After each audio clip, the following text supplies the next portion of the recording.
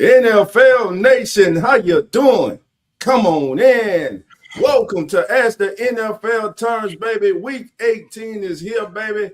And listen, a lot of things still have to be settled. We had some games yesterday. We had a battle in the NFC South. One team won, but neither team made the damn playoffs. Make it make sense. I don't understand, man. What the hell is going on, baby? So the two teams played yesterday are now be on their couch watching and pulling for one of the other teams in the NFC South. Man, who also cannot win the South. who cannot win the South. How about that? That is crazy, man.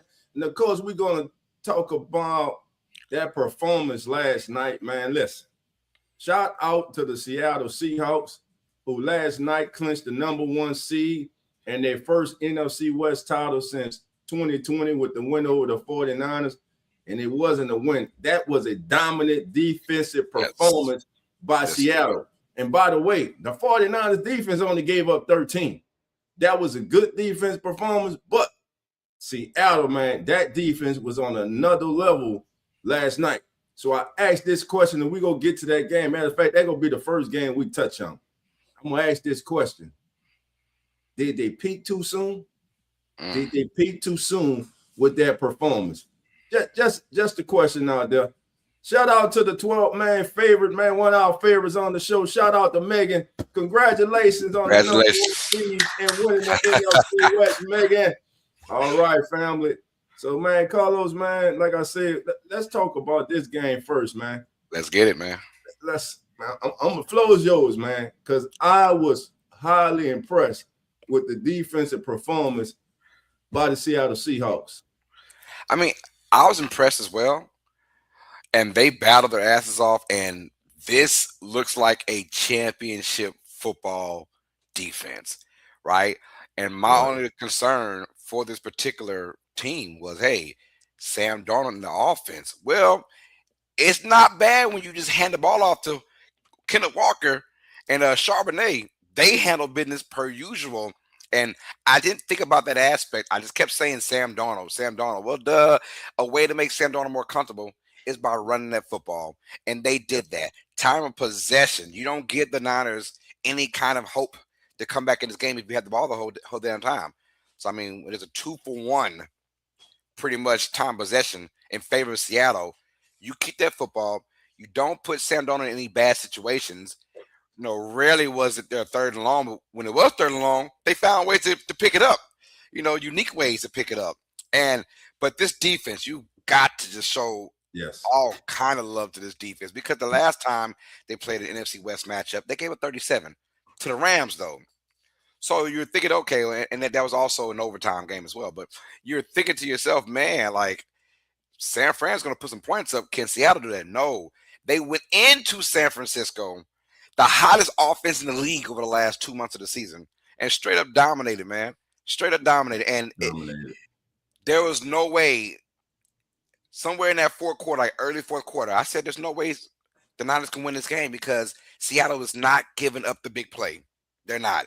They're going to make you dink it and dunk it. And I said it on my live stream. I said when you have to dink and dunk for about 12, 13, 14 plays, you are probably going to make a mistake, And guess what? When it got to the red zone for the first time and got to the goal line, the mistake was throwing it to McCaffrey. He couldn't hold on to the football, and it went to a linebacker's hand for an interception. That was pretty much the game, because in the NFL, these guys are so smart, they're so strong, they're so talented, they're so physical, that if you start to just go ahead and get 5 yards here, 6 yards there, 7 yards here, 3 yards there, you will make a mistake. That's how the NFL goes, and Seattle was not giving the big play. And shout to the D-line as well. McCaffrey, 23 yards rushing, he couldn't get going at all in this game. Even when he had his little catches, he couldn't break a tackle, and that's very unusual. That means it's a sure tackling team. They're dominating on defense, and they went to your house into that. Well, now they ain't got to worry about that for the rest of the season.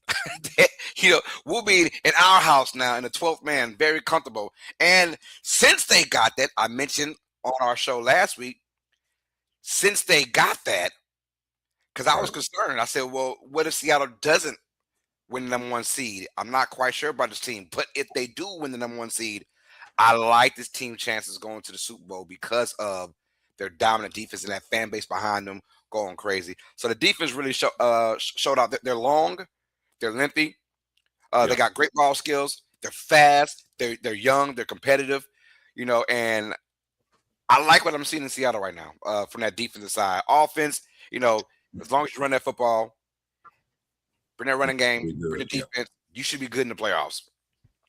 And for the first time since 2022, Christian McCaffrey did not force a missed tackle.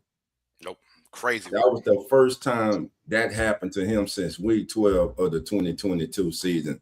So again, shout out to that Seahawks defense, as Carlos just said, championship caliber defense. But Carlos, all that said, is going to come down to one thing tomorrow. Next week, in 2 weeks, it's going to come down to Sam Darnold. 20 of 26, 198 yards, QB rating of 97. He completed 76% of his passes, but no touchdowns, no intercepts. With this defense, right now, he just has to steady the ship. Because when you look at this team, we know they're solid on all phases, in all three phases of the game. Offense, defense, special teams. Rashid Shaheed gives them that home run hit on special teams anytime he touches the ball on kickoff or punt returns. You got the two-headed monsters with Chauvinette and Kenny Walker III, and you got that young beast out there and Jackson Smith and Nick Buck. And again, Sam Darnold has made history. He's the first quarterback to quarterback two teams in consecutive years to 12 wins or more. Last year, and we said it yesterday, Carlos, when you were on, you say last year he was in the same spot and he failed. He didn't fail this year because that defense, and look, he made the plays, the necessary plays he needed to make for them to win yesterday. And we're being jumped by our brother. Well, he just jumped off. Cowboy, where you at, baby? All right, Cowboy, I'll be right back in. But no, what I like though from all three phases, the D-line, linebackers, and the secondary, they're all on the same page for Seattle. They stuck to their game plan. McDonald was a great defensive coordinator for the Ravens, coming over now and pretty much being the DC for this Seattle team, and it's showing, man. It's showing, and you see what Baltimore's going through this year on defense, right? So it's showing he's got this team glued up at the right time too, and I don't give a damn about a bye week, and it could be rest over rust. I don't care about that. Get your bye week, get your relaxation on because you earned that. You heal up, and then you have the 12th man for the rest of the season, right? And you're right. There will be a time where it comes down to Sam Darnold, but there's also a chance that you can make that not happen, right? Yeah. If you're Seattle, just play how you've been playing. Play great defense and run the football and get Sam Darnold in third and comfortable, third and short. Because San Fran wasn't boasting a great defense. We knew about that. And it came to a point where I felt like Seattle was about to shoot themselves in the foot a few times because you didn't want to let San Fran back in the game. And that made it even more remarkable that Seattle never let San Francisco back in the game because Seattle wasn't putting them away like you thought they should. They had their opportunities, missing field goals. That first drive of the game, they went first and goal from the one. You want to play action and you get a sack. What are you doing, man? Just run the ball for a touchdown. So they were letting San Fran hang around. Yeah. But credit to their defense, they bit, but they never broke at all in this game. And that's a scary thing because that was on the road, though, dog. That was a road performance. Yes, that's what makes it even more. That was a playoff de facto game.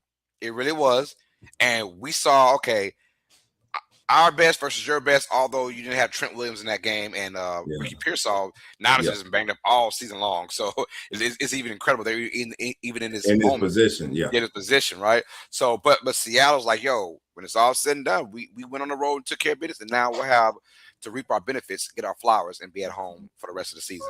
So both teams came in on a 6-game winning streak. 49ers offense came in humming. Yes. So either without their left tackle and their number one receiver, there was no excuses for San Francisco. Seattle went in there and they straight beat them. Yeah. That's all to it. They straight beat them. You had Brock Purdy, you had Christian McCaffrey, you had Kittles, you had Jennings. You couldn't get the job done. So now you have to play wild card weekend. I can see this as a possible NFC championship game. I can, because though we all thought the Rams were the cream of the crop, we don't know what we're going to get from them week for week.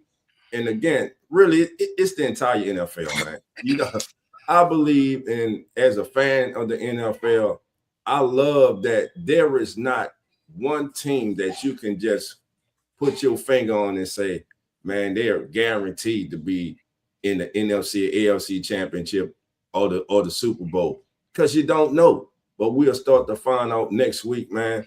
And again, shout out to the Seahawks. Congratulations, because no one had them winning the NFC, the number one seed in the NFC at the beginning of the season. I know I didn't, but you know, you're gonna have those out there who will not all of a sudden with Nostradamus and say that they did. But congratulations, man. Man, let's move on to the game that started the evening, Carlos. As we go there, let's talk about the game that started week 18 and 16-14 Tampa Bay over Carolina. What was your thoughts on this one, Carlos? This game was ugly. It was ugly, as it should have been. This game was ugly. I'm gonna tell you right now. The Buccaneers are very fortunate to get out of this game. And it's sad because even with the win, now you gotta wait, and you gotta they're the biggest New Orleans Saints fans right now in the world, and the Carolinas the biggest Atlanta Falcons fans, which is crazy, ridiculous. Crazy. Who would have thought it came down to Saints versus Falcons, right? But the rivalry continues. Another headline for our rivalry, right? Yes. But ain't got nothing to do with us going to the playoffs. Which is crazy. We can care less. We can care less, right? But at the end of the day, though, Buccaneers got a desperate win against that Panthers team. Jekyll and Hyde, man. We don't know what we're getting on a week-to-week basis with this team. We know we're giving the Tampa Bay Buccaneers. I'm going to be real. The Buccaneers make the playoffs, man. They getting bumped out in the first round, most likely. They're probably playing either the Niners or the Rams, and so whatever.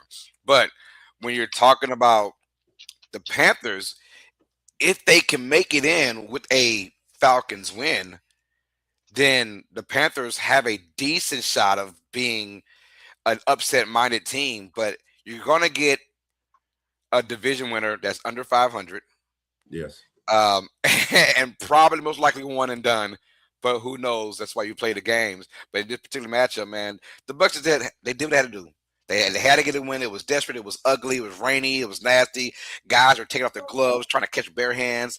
Like, oh, my God, I haven't caught my bare hands in 15 years. Hey, man, catch the damn ball. Come on. Stop all that playing, man. They made it such a big deal on the game. The guys are taking their gloves off now. Well, I mean, you should be able to catch it with your bare hands, right? You are a receiver. So, anyways, but, the Buccaneers made it ugly. Panthers made it ugly. Turnovers were there. Somebody had to win. Let's just keep it real. Yeah, somebody had to win. Somebody had to lose, and the Buccaneers fortunately won that. And the Panthers, you win this game, there is no Saints versus Falcons to determine your destiny. You got to win that game, and that's the Jekyll and Hyde part of everything. Like, do we really think the Panthers or even the Buccaneers are good enough to make it past the second round? And I don't think they are at all, man. And this game itself showed it as well. Honestly, the Saints, if we can vote for an NFC South representative right now, most people probably voting for the Saints or the Falcons again instead of the Panthers. They're the two best teams right now. It's you've never seen that before, though, Dolph. Like, at the end of the year, the two best teams in your division aren't going to the playoffs. The two worst teams are the ones that's representing your playoff hopes for your division, and it's rare to see that. So hopefully for the Falcons and the Saints, it could be something for next year that can get back right for those teams. But anyways, it was an ugly matchup. The Buccaneers won the ugliness, man, and now everything awaits on Saints versus Falcons, man. The rivalry continues, bro. Man, Cowboy, what was your thoughts on this game? Then I got one point I'd like to make before we move on. I want to make sure everybody can hear me right now. Yes, sir. Yeah, I'm coming through. Okay, good. I'm trying out something new. Hence the fact that I'm late. Sorry about that. I'm late today, but Guys, I'm excited about today, man. I really am. Hold on. Before you get started, bro. Hold on. Boy, you clean, boy. I gotta get it, boy. I like that. Boy, you clean, baby. This is rivalry. I see you, boy. You clean, boy. You got to stand up for this rivalry, man. The Saints-Falcons rivalry, man. You're talking about the best rivalry in the NFL, bar none. I don't care what nobody's saying about Chicago and Green Bay, Dallas, San Fran. I do not care. This is the rivalry of all rivalries. The Saints versus the Falcons. Falcons versus the Saints. We just need to keep the refs out of it. Just have a good game, man, and like we always do, make it close. A close defensive game, great offensive output, man. I really don't even want to talk about no other team today. I give my input, but man, I am stoked about this game today, man. And I hope everybody else ready to see this game, man. The NFL is ready to see it, but the NFL is right where everybody didn't predict, rather. But the NFL wants it like this, like you said earlier, dog. And like you two was talking about, man. Nobody knows who's going to win right now. You know, everybody's playoff bracket right now is blown up. I mean, this is one of those seasons where you can't put money up right now. To be honest with you, you can speculate, but you can't put money up. But man, I'm so stoked to see this game today, man. I'm ready. Last game of the season. I should have been there. Life kept happening. It didn't happen. But next season, guys, I'm back to being a season ticket holder. I'm back. That's good. All right. Yeah, next season, I think I'm going to try to make the game out there next season. One of my bucket lists. All right, man. So listen, now, before we move on, here are a couple plays that stood out to me. Right before the half, Carolina's offense finally got rhythm. They're moving down the field, and Bryce Young throws a horrible-ass intercept that is picked off by, I believe it was Parrish for the Buccaneers. The ball was late. It was inside instead of being outside. That was a horrible turnover. And then you're inside the opponent's 15, 20-yard line in the red zone, and you are attempting as a play caller to call the damn flea flicker. I did not even though dog he lost his footing, he shouldn't have tried to throw it. He should have just held the ball. But I didn't like that play call. That was not the right time, in my opinion, for that play call. And Bryce Young, you got to have a more sense of urgency to get on that ball. But all that said and done, they still had an opportunity to win this game. And I said it during the telecast. Bryce Young plays better when they go up tempo and he's not thinking as much. Yeah. When he just is out there playing and just the offense is sped up, the tempo is sped up. And you saw, listen, he made a big time throw. I don't care who it is. You can name any quarterback you want. That forward down 30-plus yard reception, that hookup he made with Teteron McMillan, that was a hell of a throw. And it was on forward down. They needed it. And then the touchdown to Coker, who went up and caught it in the left corner of the end zone, just playing basketball, boxed out the defender. But again, missed opportunities, and what many people aren't talking about also was the missed field goal by Fitzgerald. If he makes that field goal, we could be sitting here today talking about the Carolina Panthers as the NFC South champions instead of having to wait for the Falcons to win the day. Wow. Oh, wait, what? What did you say? What? I say they're waiting for the Falcons to have to win today. That's what I say. Let's get to it, baby. He ready? I'm ready. We ready. Let's get to it, baby. Let's get to it, baby. Let's get to it. Game, there we is, right there. This should be a 325 game with the it should be, right? Implications they got, baby. So I'm gonna start with the Cowboy. Cowboy, go ahead, man. You take this with Hey, like I said earlier, man, I'm just ecstatic about this game. As always, when it comes down to this rivalry, man, I just hate that they don't boost it the way the NFL doesn't market it the way it should be. But you're talking about one of the long-standing rivalries since 1967, since you guys came into the league, man. I mean, it's been a great series. It's no back like other series. Rivalries in the league where teams bounce back from one rivalry to another with another team. It hasn't been that with us and the Saints. It's been steady rivalry from beginning to inception to today. So you're talking about one of the longest rivalries in NFL history, and they don't market it. The marketing is there, the fanship is there, the players is there. I mean, both of us are in this bottom of the league tier type of, but we're still the best in the division. So I mean, we should be boosted, bar none. I mean, like the title says, man, the best rivalry ever, bar none, and the NFL needs to get on board. Let's get it. All right, man. Listen, even in the heydays of the Falcons and the Saints, I'm talking about Drew Brees and Matt Ryan. The league still didn't promote this rivalry. They still didn't. You know, they have slept on this rivalry. And for everyone who doesn't know, it's 57-56 Falcons. Yeah. And that's courtesy of their Week 12 victory.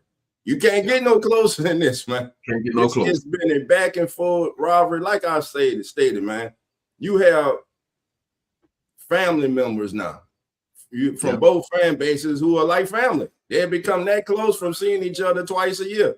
Yeah. And this game means a lot. It's going to be a college football atmosphere. That's what I'm saying. This is not going to be an NFL atmosphere. This is going to be a college football atmosphere. You're going to have music blaring. You're going to have towers waving. You're going to have fans bases screaming their lungs out, man.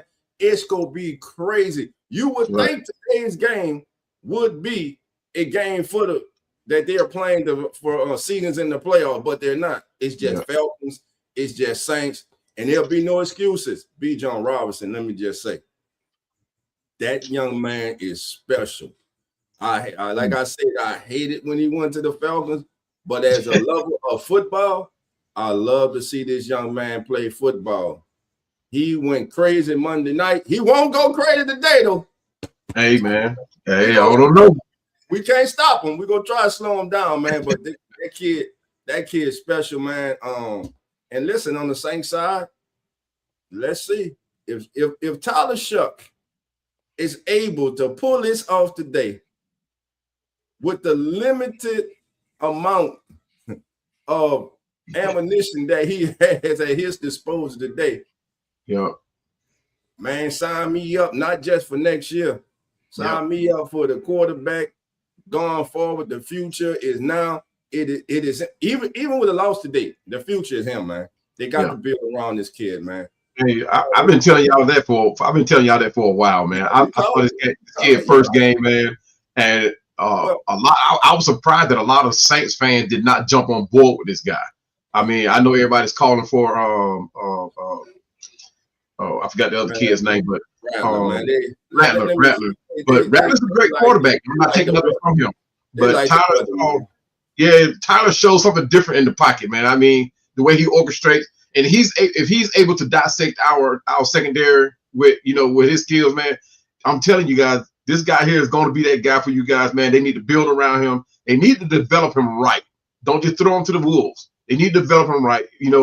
Get him different in the offseason. Give him different looks from opposing defenses. Give him whether it be the fast pace, because it's always a good defensive game against us. Between the Falcons and the Saints. So they need to give this kid different looks in the offseason, get him used to seeing different defenses week in and week out, and build and develop him slowly. But this is gonna be the great game for him, man. Man, just looking forward to it. Carlos, and look who's in the building, baby. Host to come on in, Bills, baby. Nobody circles the wagon like the Buffalo Bills. They better circle it to the Super Bowl this year while there's no Mahomes in there. That's what I do. What's going on, Jeremy? What's up, fam? What's going on, Jeremy? Yes. Good to see y'all. Good to see y'all. Tyler Shuck in the Falcons, man. That's gonna be an exciting game. Yeah. I'm looking forward to that one. Of all the games on the slate that aren't Bills, which is obviously on the one, that is the game I'm looking forward to the most. I love both these teams right now, the way they're playing. And Kirk Cousins, man, I don't know. Most expensive backup in the league. So curious to see what the Falcons throw at. But I loved Spencer Rattler. Tyler Shuck, though, man, he has put that team on his back, and he is every bit the real deal, which I can't help but wonder. When you play football in college for like 7 years, does that change the way you see the game? Is he that much better of a quarterback because he has so much experience in college? I'm gonna say no. And see, that's what a lot of people say. He played 7 years in college, but he didn't play that many games in college. Spencer Rattler played more games in college. Yeah.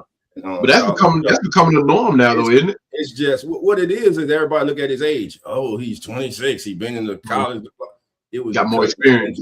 Yeah, that they automatically think that's more experience. That's not no game experience. Game experience is game experience, and he doesn't have that.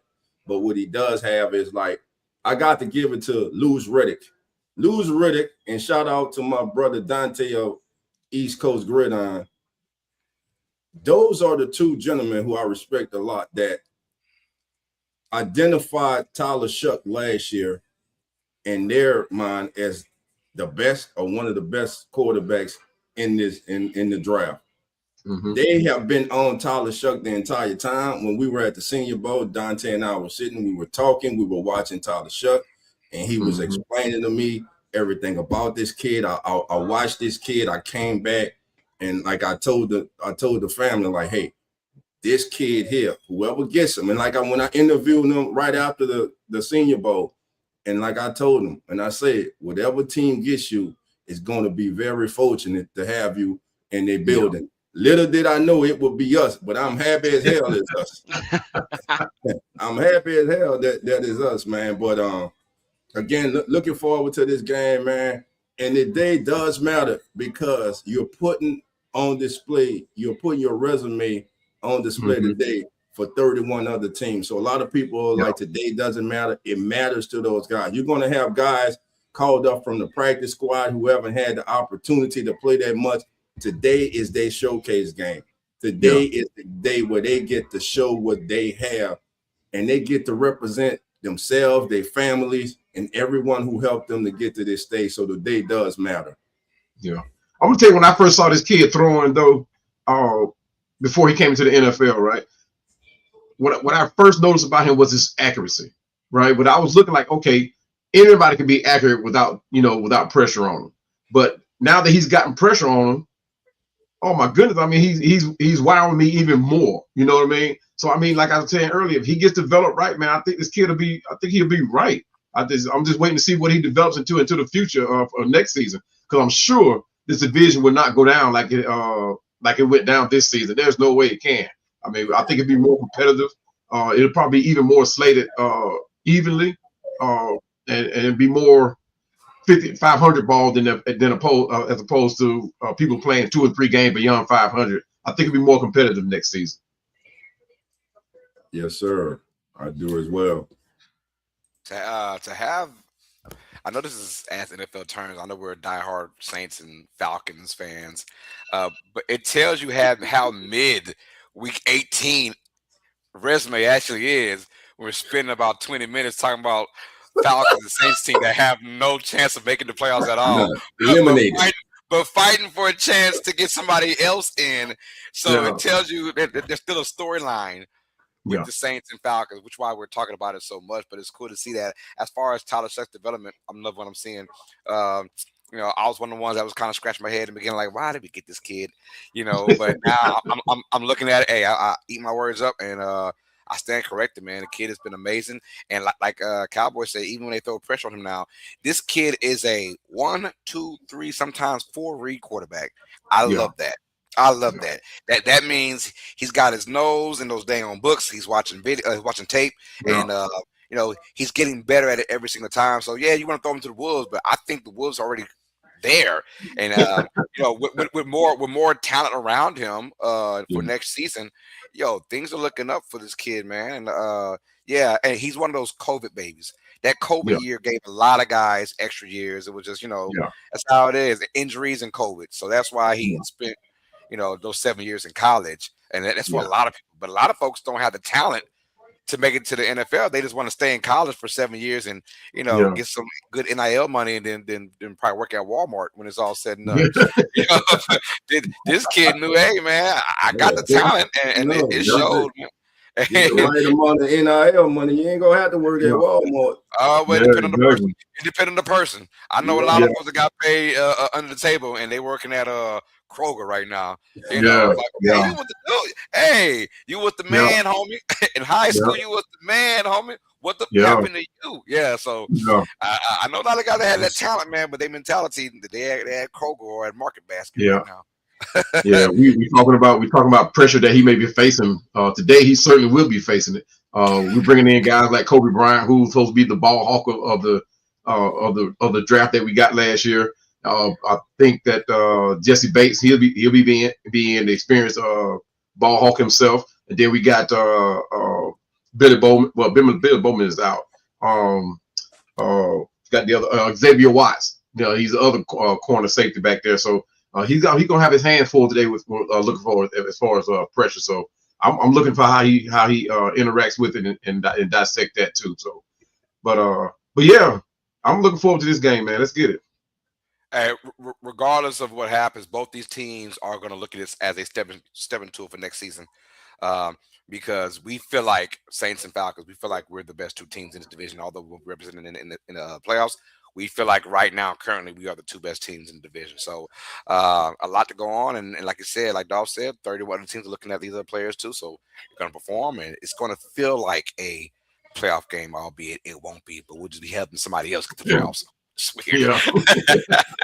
All right. Let's keep it rocking and rolling, man. These other games don't have much, so we can go by them pretty quick, man. We have the Browns taking on the Bengals. Biggest question for Dolph and company. I'm going to talk about Jeremy first. Jeremy, is Myles Garrett getting that sack record, man? I hope so. I really hope he does. I mean, the guy's just a game wrecker. And for him to not get it would be disappointing. To be that close and to have to just get one more sack with like 3 games left, 2.5 games left, and not being able to do it. I think he gets it. I think he gets it today, but I'm going to be sad if he doesn't get it because he's certainly earned it and deserves to have that record. And regardless, probably defensive player of the year. I don't see anybody else that's going to take that from him based on his season. So either way, it's a win for him. Yeah. I got you, Dolph. Bengals, man, I know it's a sad part of the season, man, but what do they do today to show a victory against Cleveland? I think the Browns get them today, and just to watch this game. Why are we watching this game? You guys already spoke of it. Can Myles Garrett get the victory today? For Cleveland, offensively, this is the last audition for Shedeur Sanders for this season. He needs a strong game, because there's a chance that Kevin Stefanski may not be back as the head coach of the Browns next season. So, as I say, auditioning. You are now auditioning for possibly a new head coach in Cleveland or going somewhere else in the National Football League. So today matters, man. Today matters. Yeah. Cowboy, your thoughts on Bengals and Browns? Yeah, man. I mean, the Bengals are on this 3-game win streak. But is it the Bengals or the Browns? No, the Bengals. The thing is, will Myles Garrett get that record? That's going to be the thing. And will Shedeur allow him to get it? So, like Dolph was saying earlier, these are actually auditions for going on to the next season. With Stephen. Y'all know his name. Moving on. Will Shedeur still be there? Now, everybody knows the feud between Shedeur and the Browns and why they think that it had happened. And I didn't know this, but I mean, somebody's wife is now the the wife of the coach of the man that Dion offended some years back. So that could have a play in it. Will Shedeur still be with the Browns? Either way, the big picture is, will the Bengals lay down, or will the Bengals step it up to play to get Myles Garrett his sack, which is going to put some extra money in his pocket, right? And you look at the deal that he signed earlier this season. That is a hefty deal, and to turn around and give him that record money too, you talking about one of the biggest purses probably ever in NFL NFL talk, right? But I see the Browns actually giving the Bengals a play here in this game, not to save Stefanski his job, but just so that Shedeur can get a better look. And I actually think that that he will do it. And I think the Browns will pull this game off.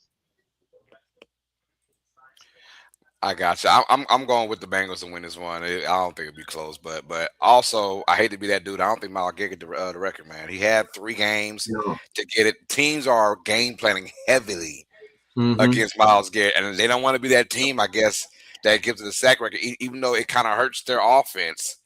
You know, they say we'd rather have our offense be hurt, a la that Steelers game. Steelers were having 2 and 3 guys chipping and blocking, and it hurt their offense because they couldn't get anyone out there to get open. So I can see the Bengals maybe doing that, but the Bengals are more of a free-spirited offense, so there is a better chance, and they have nothing to lose.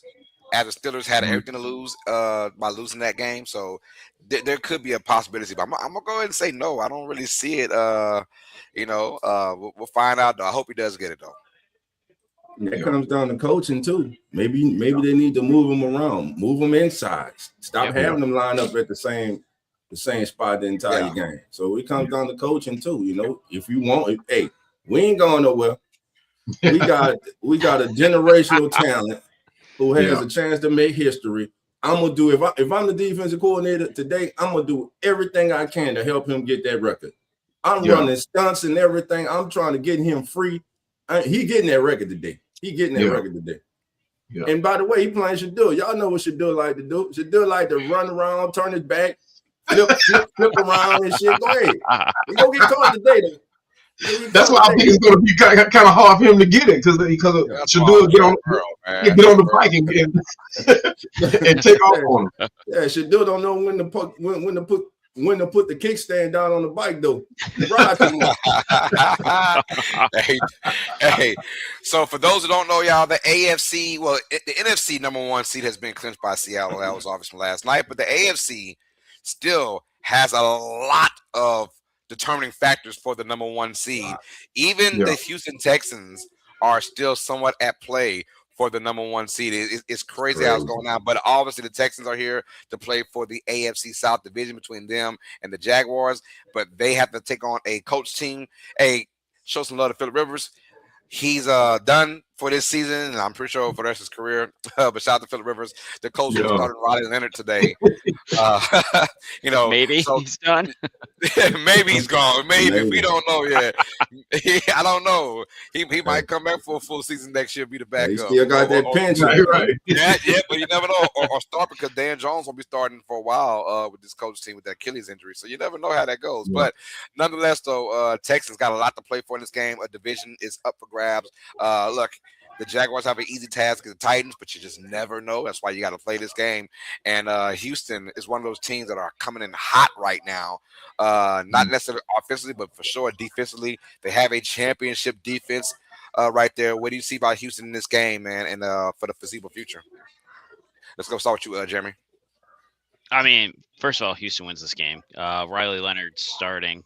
I mean, it'll be good for him. Get some reps in there. I don't see him winning this game, but that Texans defense, man, like what can you say? Will Anderson Jr., Derek Stingley Jr., like it's just filthy. We talk about this week in and week out, and every week I just continue to be more and more impressed with that defense. They're going to make life very difficult for the Colts. I am very motivated in this game as far as a Bills fan because I want James Cook to win the rushing title this year. Right now he's running the league, so I need Jonathan Taylor to be, contained. Because right now that's his biggest threat to not win that. I don't think that Cook loses it, but hey, anything happens on Sunday.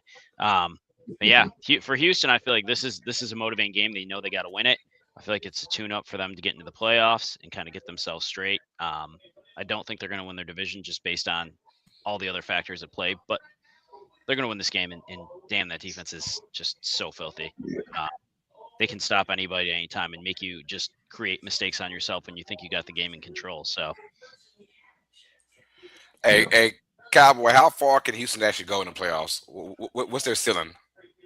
Yeah, I think the only thing that can stop Houston right now is Houston. I mean, you talk about an 8-game win streak.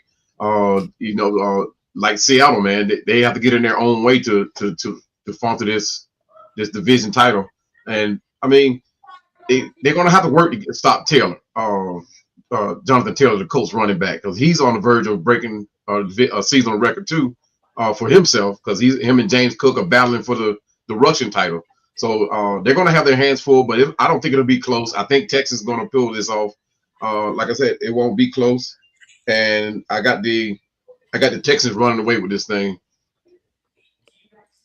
Got your Dolph.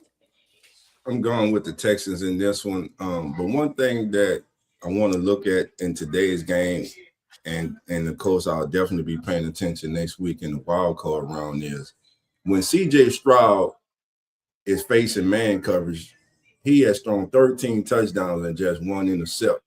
He gets in trouble with teams play zone. When teams play zone, he has thrown 5 touchdowns and 7 interceptions. So C.J. Stroud, man, to me, he's the catalyst. The running game, they have a running game again. We know they have the big play receiver in Nico Collins, and you have that safety valve and Schultz, the tight end.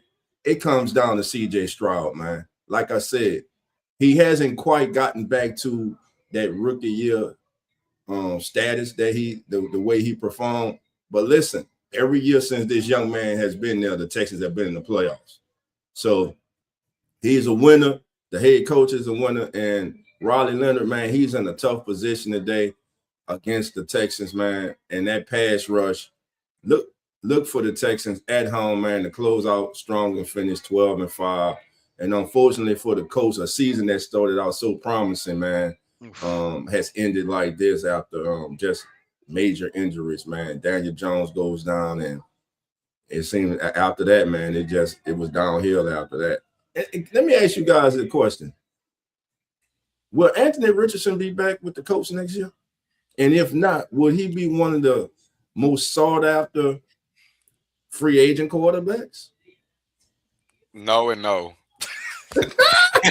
No, I was about to say, AR, you hate to see it because it's so much raw talent. Yeah. But when that is cool when you first get into the league, how can we mold you into what we want? But once you've already been in the league 3-4 years now, that other team isn't going to want to do that. You know, they're not. Like his drafted team, the Colts, were willing to do that. But as far as anybody else, they are not going to want to try and mold this kid. And you know, this kid. I mean, he's getting hurt with freaking rubber bands. Like, come on, man. Like, all right, bro. And like he was given every opportunity to do what he had to do, and he just. I mean, we saw when he was running on a second down, and he took himself out in the game for no damn reason because he was tired. Like, wait, that kind of stuff. People look at that and say, you know what, we don't want him as our franchise quarterback. Hell no, that's why the Colts turned on so quick. Yeah, that's going to be hard for him to let down. But let me also ask you guys this, and everyone in the chat: did the Colts organization fail this kid? I mean, like Carlos said, he was given every opportunity to succeed, right? I mean, you talking about one of the star running backs in the league. You talking about 2 great receivers, and he still couldn't get it done. And one thing that you hate to see a quarterback, the guy who's supposed to be the captain of your team, the driver of your team, give up on national TV. You don't want to see that. And quite frankly, that's the only reason why he's still here with the Colts, because nobody else wanted him. Like I said, I had high hopes for this kid. He has nice size, has a nice arm. He just didn't get the job done. And I don't see him being back with the Colts next year. I think they're going to release him unless somebody picks him up, put him on a practice squad or something. He'd probably be done in the NFL. I hate it for the kid. Ooh, dang. I don't know about that. No, what it reminds me of? Patrick Willis. Not Willis, the kid in Green Bay. Malik Willis. Malik Willis. Don't do that. No, don't do that. No. Hold on. No, I'm talking about at the same scenario. When Malik Willis was leaving Tennessee, he was not thought of as he is right now. Everything turned around for him when he went to Green Bay. I'm just saying the right situation matters, though, bro. We know. Did Malik get hurt though? The right situation matters, though. That's all I'm saying. Malik had injuries that hurt him. It's a totally different situation. Okay. What we're saying is, like, Malik, we saw the people around him as well. The team wasn't built around him. Okay. You know, they had no one there, so the performance of there was like you couldn't tell, because at that time, and even right now, even with Cam Ward, there are no weapons over there. I mean, their youngest are getting PJ. Their weapons are getting better now as this year goes on. But when Willis was there, and Mayo boy, what's his name? The one that had the Mayo commercials. that he was competing with, the quarterback, whatever his name is. I forgot already. But Tannehill. No, not Tannehill. No, the other guy. no. Who the hell am I thinking of? Oh, yeah. man. That's how bad it is. That's how bad it is. I'm saying. Like, those guys, they had no weapons over there. So then it's not surprising when Malik Willis Will Levis. Hey, that's it. Mayo boy, he had Mayo commercials. The man has commercials. Yeah, that's all I remember him for the Mayo commercials. That's where he's got his money at now. Yeah, that's right. Get your deal, baby. He has an NIL deal in the NFL. It's crazy, right? So, but no, Malik Willis had no weapons. This team was trash all the way. So it's not coincidence when he goes to Green Bay, there's weapons, there's a system, there's a culture that they got already in Green Bay, and it's no coincidence that he, as a starter in Green Bay, 4 games now? He's 3-1, and he played very well in the loss too. So it's no coincidence. But as far as AR goes, he was given chances, and I don't even think it's necessarily the game film and the tape. I think it's what we don't see: the practices, the studying the tapes, that kind of stuff. Is he below average in that? And honestly, he was one of those guys where the media sprinkled him as, he could be the Josh Allen of the draft, that guy that we don't think about. And the Colts ate all that up. They saw his raw potential. They saw his arm strength, his speed, and they thought, this could be Cam Newton 2.0, or this could be whatever they're thinking of. And it was not. It was not. Yeah. Sometimes, it's. I even saw his college tape, and I was like, "Why is this kid even go back to school, brother? You need one more. You need one more year in college, dog." And the Colts jumped on that gun. So it's the Colts' fault in general. With it all from standpoint, it's their fault. But regardless, somebody would get this kid. He had the talent around him. There was talent. You got Jonathan Taylor. You know what I'm saying? You got some good receivers over there. You had a decent defense around you. It was on you, and they couldn't get it done. I think the straws, no matter what you say, though, dog. When you give up on a play, on your team, that's what it is, bro. That's what it like. That's your mentality. You're like, because we had never seen that ever, huh? No. Raise your hands in the NFL.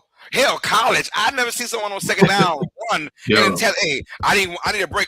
As your quarterback, it's third down. We need you in this play to get a first down. What are you doing? We have never seen that, and the mentality is like, nothing's given to you right now. You got to earn it, bro. And he didn't want to earn it. He thought, I'm the quarterback. I could do that kind of stuff. And, that your teammates look at you and say, we don't want that as our leader.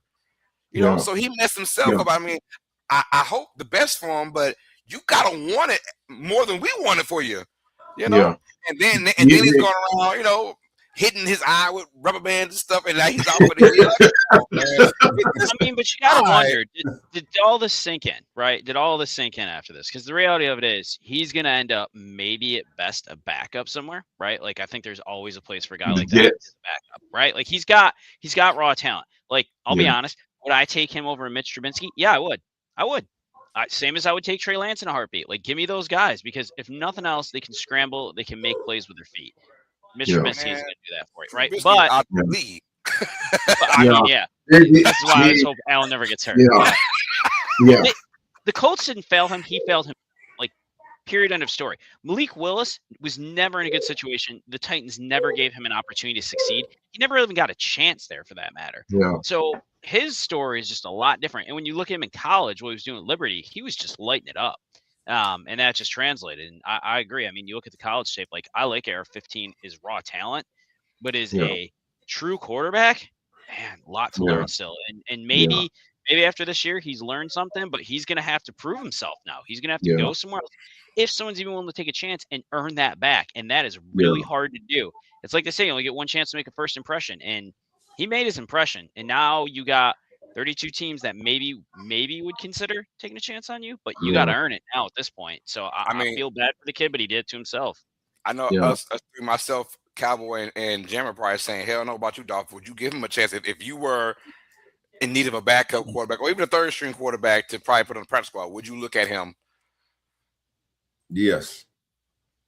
Have you seen some of the backups and third string quarterbacks in this league? I mean, that's what I'm saying. Like, I'm Mr. Trubisky. I'm like, what the hell? You seen some of the starters. Hey, but at the same time, now we got a not as deeper draft, but we do have some good quarterbacks coming out of the draft that I don't think will ever do what AR did. I just don't see it. And, my thing is this, and I say he may not be done. To hold that against this kid, though. But you have to. Hold on. Now, we all have done things in our life that, hey, we got the second chance for worse than what he did now. Now, I understand from an NFL standpoint, a football standpoint, being the quarterback, the leader of the team, the face of the franchise, you can't do that. Yeah. But what I'm asking, so you guys are saying he can never, ever come back from that. He can never, ever overcome that. I'll say this. We're saying he can, but we're also saying we don't think he has the mentality to do that. Yeah. Right. He can. Anyone can. It's on him. Yeah. In reality, it's on him. But from what we're seeing, what we're hearing, and what we're noticing is he don't really want it like that. No, it's on him. We think he can. Yeah. He does have the absolute talent to do that. But his character trait, his personality right now, that we know of, does he want to? I'm sorry, a rub hit my eye. I don't care. I'm just being real. I'm not gonna. No. He's been passed over now for multiple. They chose a 44-year-old grandpa off the street, man. I mean, there you go. There you go. That's why the writing's on the wall for me. Look, at the same time too. Daniel Jones got in. He chose the Colts because he knew the situation. He could beat him out. I could beat that kid out. You know what I'm saying? And good on him. And honestly, I think AR, the battle. They literally just said, "Yep, Dan Jones our guy." You know, they didn't go around and say, "Man, this is our future. We got to try him out." No, they saw it in practice. They saw it in the film session. They saw it inside the inside the building. They said, "Man, Dan Jones is light years ahead of this kid. We got to put Dan Jones." Well, and look what happened when Daniel Jones came in. You got a guy that's coming in not knowing that system, and he takes that team and basically at that time had them as like number 1 seed going in the playoffs until he unfortunately got hurt. Right? AR has been there for years. It hasn't done anything with that. So hey, look, and thing too, like Carlos just said, you brought in a 44-year-old kid. I'm gonna say kid, 44-year-old guy in off the street. A man. He actually performed better than AR did. Now I'm gonna go back on what I said. Right, he might not be done in the NFL. I think he is, but if he has a chance, I can see him going to a team who are in the same position as the Colts, are having quarterback debacles, right? Like the Jets, you know. But he would have to be a second or third string, or even a good look. I really don't think he honestly have a shot at becoming another starting quarterback. I mean, because not easily. Like when he gave up on the team, right? He goes to the sideline. Like Carlos said, there are going to be people around him. They're going to try to build him up, right? When I was coaching, I had this kid, man, that gave up. I'm talking about ball play, every play. But at the same time, I still stuck him out there. And he, when I finally laid into him, every play he was crying. He was crying, but he went out there and he still performed. It did his job, right? Now you talk about a little kid. Now you talking about a guy that's making millions of dollars, or supposed to on his way to making millions of dollars, with the franchise in his hands. You do not want your quarterback doing that. You want him to already have that mentality saying, "Okay, I'm finna own this thing. This is my team." You don't have to go in and coaching the guy up saying, "Okay, first you already got to develop him physically, learn the plays, learn defenses, and now you got to work on his mentality too." That's easier said than done. That means you got to spend extra money, put this man through classes to teach him not to give up. That you don't want to do. I mean, look at what happened to Justin Fields when he was in Chicago. That man made one statement, and it killed his career. And look where he's at now, trying to battle for a starting position. And that's what you don't want to have to go through. You're talking about you're investing your entire team on a quarterback. You don't want to put yourself through that. I hate it for the kid. I really do. Like Carlos said, you saw the potential in college. Maybe if he had stayed, had it worked out better for him. But he got brought to the stage. Yeah, I mean, it's a short learning curve.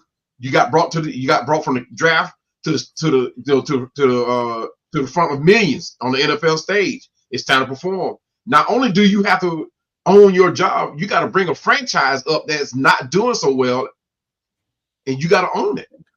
I got that last question, and we're gonna move on. Is he a bigger bust than Jamarcus Russell? No. No. Easiest question we're gonna have today. Yeah. Absolutely not. When they were giving that man blank Absolutely CDs, not. they gave that man blank CDs and said, "Come back with what you saw on a CD," and he made up some shit. Absolutely not, man. Absolutely not. It don't get no worse than that, man. This dude Right. there, he's like purple stuff. I can only imagine how the coaches and the GMs and everybody was sitting there looking at him like, Yeah. is this really what the hell we invested in? Right. If I need my money back. Yeah. Now, what would probably have saved him if during that moment he was giving up, if he had said, "Hey, man, my elbow is hurt. Yeah. Or my rib is hurt. My rib or something. No, something. Claim you hurt or something." Yeah. But when you hit your helmet like that, that's not saying that I'm hurt. That's not saying I'm hurt. When you hurt, you lay down on the field and say, "Hey, man, I know." But this man tapped his head and said, "Hey, man, no, I can't go no more." Gotta pull some soccer stuff. Just fall on the ground, start rolling around. Something.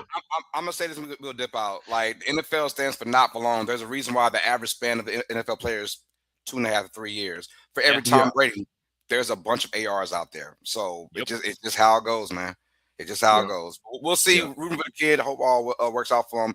Maybe next year, the year after that, someone can take a chance on the kid and see him out in training camp. Right. That's why you have training camp. You come and get guys, and we'll see what happens, man. Yeah. Let's keep moving on, man. Before you go on, Carlos, yes, sir. Before you go on, I got to tap out. So oh man, you can't I got to tap out. Right here. Oh man, Cowboy got to fix that injury. Be like, oh man. You will not be seeing Cowboy anymore. He's cut. He quit on. Hey guys, I appreciate you all having fun as usual, man. It's been a blast. Let's go home and get ready for this. Get ready for this rivalry, man. Best rivalry in NFL football, man. And I'll be ready to come back and talk about it after the game. But if I won't be streaming it myself, but you guys probably will. I don't know, but I'll be back. I mean, I got to dip out about 45 minutes, maybe an hour. Yeah, and, just jump on with me. I'll be on. No, I appreciate you guys having me on. All right. All right. Oh, all right, let's keep getting into y'all. All right, Cowboys. Had us talking about the damn AR for 30 minutes, and then he want to dip out now. Oh man, come on, man. Is he recovered from the juice? I think he is. I hope so. I don't know, man. He's on that purple stuff. Long as I played on side and what's frustrating about it was he was so gifted, bro. Oh, he was crazy gifted. You threw 90-something yards from your knee. From the knee. Absolutely crazy work. But the Raiders. I mean, you had to take him. You had to take him. I don't blame him for taking him. Listen, no one knew what turned out was going to turn out like that. Right. Everybody else was like, "Thank God it wasn't us." Yeah, he's the main reason why though they stopped giving that hell of money to them first round quarterbacks now. I have $100 on Raiders to win Super Bowl. Pays $2,300. Ain't worth it, brother. Nope. Ain't worth it, man. To win the Super Bowl, not even go there, but to win it, ain't worth it. But about to lose $100. John Harbaugh, and the same offensive coordinator. Go ahead, keep your money, man. Hey, Jaguars got a better chance than the Ravens, and they take on the Titans today, you guys.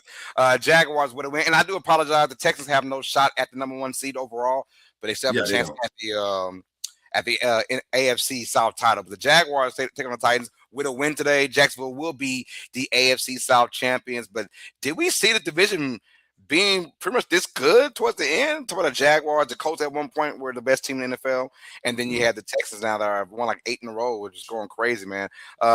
This Jaguars team, what do you see their makeup in the playoffs, Dolph? I see them as a team that can make the AFC championship.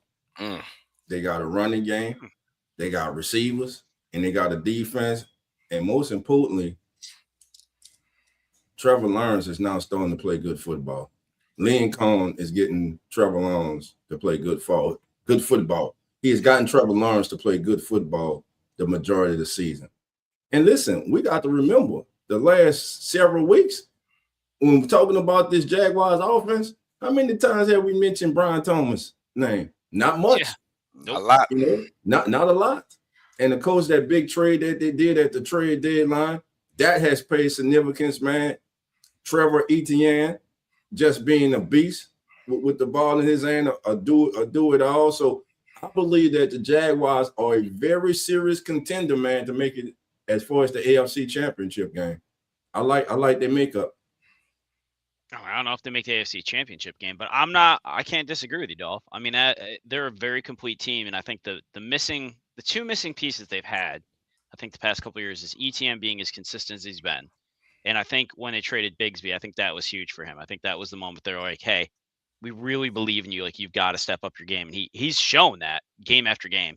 And I agree with you with the Trevor Lawrence thing. I don't like the kid. I never liked him. Just not a fan of him personally. But Sunshine. The game. But man, hate the man because he's beautiful, man. Because he's a beautiful man. I mean, I'm a little jealous of the hair. Let's just be honest here. I don't have much of it, so I'm follically challenged. She is not. So there's that. But yeah, he's killing it. He looks great lately. And like you said, we haven't even talked about Brian Thompson Jr. like at all. Like, they're winning games using multiple weapons. They're making very few mistakes, which that's always the biggest thing, right? Like, you don't want to shoot yourself in the foot.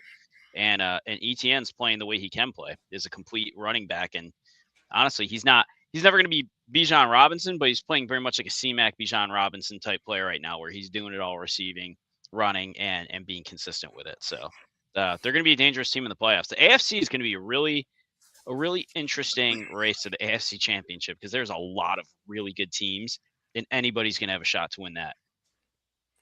I think the Jaguars, they have a shot at the number 1 seed. Obviously, the Broncos and the Patriots lose and they win. Yep. I think the Jaguars will benefit from not having that bye week. I think they're on a roll right now, and you don't want to kind of stop that, right? Right. So I feel like obviously it's a long shot for the Patriots and the Broncos both lose this today, but so most likely the Jaguars will be playing next weekend. But I like that from Jacksonville. I want to continue to play because of how hot I am as a unit. All phases of the offense, defense, and special teams. Their kicker too, Cam Little. We were talking about Brandon Aubrey all year, but Cam Little's had a fantastic year as well. Dude can kick it from 75 if he had to. I think. Wild. And them hosting potentially 1 or 2 games. It's also big time for Jacksonville as well. So I like this team. Like Dolph said, man, the receiving unit, and like we haven't even mentioned Brian Thomas, and for good reasons, because everyone else is clicking, and I'm liking what I'm seeing. And I've always liked Trevor Lawrence. And there were a lot of rumors about Lawrence being traded, or should he? If you're Jacksonville, hell yeah, you don't get a franchise quarterback off the tree that's tough. Get this man. He's a serviceable quarterback, and now he can go from that to maybe somewhat in the elite area next year. And this will be his second time in 5 years or 4 years, whatever. That's 26. He locked himself in after this year, for sure. So I'm saying, like he's a franchise. Do not lose that, because there are teams that are just here to be quote unquote relevant. The Jaguars are one of those teams. They ain't never, ever, ever in their entire life got to win the Super Bowl. They don't care. If it happens, it happens. But they're a franchise that ain't built for Super Bowl. They just want to be talked about a little bit, right? Just talk about us a little bit. And that's what the Jaguars are. You don't want to lose your only talkable person, which is Trevor Lawrence. And then after that, you're back to ground zero. So, yeah, Jaguars could be the team of destiny. But like you said, Jeremy, the entire AFC playoff is going to be crazy. I'm ready for it. All right, let's keep rocking and rolling, y'all. Packers and Vikings back to the NFC now. Quickly, Vikings will start McCarthy. And they're going to take on a Packers team that's clinched the playoff spot for a while now. There will be no Jordan Love. Is there a Malik Willis sighting in this game? No, he's not playing either. Nope. So, all right, and that made sense because the spread was so long. The spread was crazy, 12.5. I was like, why is the spread so much? But okay. But for good reasons, though, because Malik Willis has the shoulder injury, and he is a serviceable number 2. You got to keep him for the playoffs. They're stuck at the number 7 seed.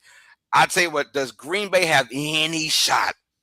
Not only in today's game, because I'm going with Minnesota, and that defense is so freaking nasty for Brian Flores, but do they have any shot in the playoffs? Because they're most likely taking on either the Eagles or the Bears. So quickly, do they have any shot in the playoffs? Go with talk to Dolph. Hell yeah, they got a shot. I know they lost Michael Parsons. That's still a good defense. Mm-hmm. Jordan Love comes back. Malik Willis as the backup. They loaded at receiver. Everyone says they don't have a number one receiver. They got receivers who on game day turn into a number one receiver. Green Bay is going to be dangerous. There was no team, Jeremy just said, AFC is wide open. Same on the NFC. It is wide open. You can name any team you want. You can name the two teams from yesterday. Every team in this year's playoff has a major flaw. There is nobody who is 2 steps or 3 steps above anybody. To me, it's about who goes in playing the best, and it's going to come down to this old saying that we always hear. Defense wins championships. Defense, the top defense in the playoffs, I believe, leads their team to the Super Bowl title this year. So to answer your question, Green Bay most definitely has a chance to represent the NFC in the Super Bowl. I mean, I can't disagree with Dolph, right? Green Bay's a 7 seed. Like, that's just wild to me when you look at that team. I mean, they're a complete team all around. And I think Dolph said this earlier this season. And maybe it wasn't Dolph, but I'm going to give Dolph credit for this. Maybe it was you, Carl, so I'm pretty sure it was Dolph. That defense at the beginning of the season was not built around Micah Parsons. Micah Parsons came in partway through the season. So you were never relying on him to be the key focus of your defense. Granted, Hurts, he's gone, but it is not something that is going to be so dismantling to you that you're not going to be able to rise above that. But you look at that team, and I agree with Dolph as far as a number one receiver. You don't need a number one receiver on that team because you have 3-4 guys that can all step up at any time and just go off. Like Christian Watson, right? Like everyone's like, oh, he's not that good. He's not that good. Then it goes off for like 5 receptions for like 120 yards and 2 touchdowns, right? Like, or Dobbs. Like you have all of these players that can step up when needed and rely on. And that, I think, is actually the better situation to be in, that you've got guys like that. I look at my own team, right? The Bills, we don't have a true number one receiver right now. Like that is one of our biggest flaws that we have, right? We had Diggs, but we didn't have anybody else. Now it's like, we don't really have anybody at the moment to throw to. So I'd much rather be the Packers in that light than where we are as the Bills. But yeah, 7 seed, that team could take on anybody and still win that game. And before we move on, Carlos and Jerem, I got a question, man. Well, first, here's the question. Should the Vikings be in the market for a quarterback in the 2026 NFL draft? And here's why. When targeting Justin Jefferson this season, J.J. McCarthy or whoever's the Vikings quarterback, they have thrown 10 interceptions. And remember, 2 weeks ago, I said, don't be surprised if you start hearing rumors of Justin Jefferson wanting out Minnesota. So that's the question to you guys and everybody in the chat also. I'm going to tell you like this. Yes and no. They're in a market for a backup quarterback that can be a starter when need be. So they'll get someone up there. You know, I'm saying someone Jacoby Brissett-ish, right? A guy that can be serviceable to a team just in case, right? We also saw that when Murray was serviceable, they said, nah, go ahead and fully recover, brother. You know what I'm saying? Because we rather Jacoby Brissett. And so the Vikings aren't going to – they're going to save face and say, you know what, we draft McCarthy. And I'm pretty sure that because McConnell is the quarterback whisperer, right? He's one of those guys. I think he wants to show that I made the right decision by getting McCarthy when I had Daniel Jones and Sam Darnold on the bench, you know?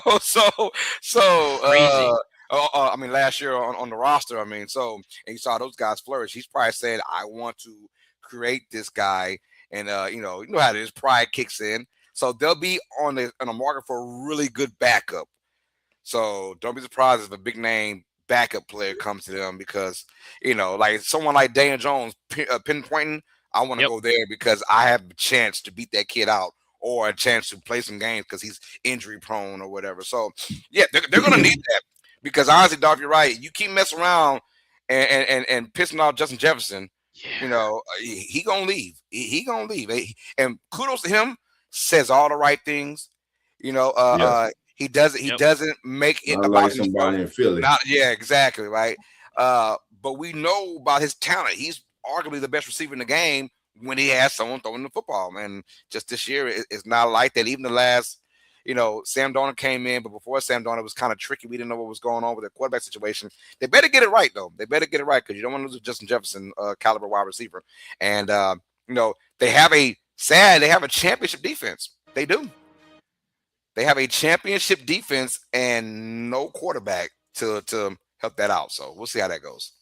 Well, they better get it right today. I mean, here's the thing. JJ needs what? 53 yards, I think. 50 something, between 50, 60 yards to get another 1,000-yard season. He doesn't get that today. That is just, I don't have words for that, of what that means. So JJ has got to get him the ball. JJ's got to get the ball to JJ. A lot of JJ's going around. Yeah. But yeah, they're gonna go. I agree with Carlos on this. They're gonna go find themselves a good, reliable backup. Whether that's a Malik Willis, right? Malik Willis, free agent after the season. Where does he go? Does he try to be a starter? Does he go someplace where he's got that, like you talked about, Carlos? He's got that opportunity to step in. I mean, he is really, as a backup quarterback, he has put himself in a phenomenal light the past 2 seasons. If I'm Green Bay, I'm holding on to him. Oh, I'm paying that man because he's going to go somewhere. For 1 or 2 years. I got to hold on to you, brother, just because Love hasn't shown any, any ways of being healthy for a full year. So look what Malik Willis has done in like interim fits. Like he's come in and he's brought them back to win games. He's won games and he's not even played with that team that much. Yeah, he's phenomenal, man. So if I'm Green Bay, I'm trying to stick with him for at least another year, man. We'll find out. Cowboys at Giants. Look, quickly, I don't know is there any major players not playing this game? Cowboys are only a -3 favorite to win this game. I know it is in New York, and last time these two teams played, it was a shootout via Russell Wilson throwing 450 yards passing. It tells you how long this season has been for the Giants.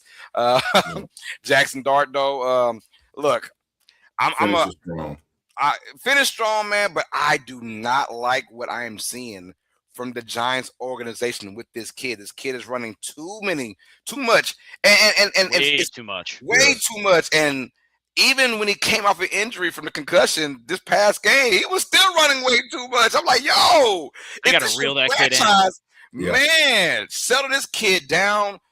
Don't call so many run plays for the kid. It's starting to piss me off in a certain extent because it's almost like, well, the head coach is gone. The GM might be gone too. So it's almost like, hell with it, man. Just do what you got to do because I'm not here anyways.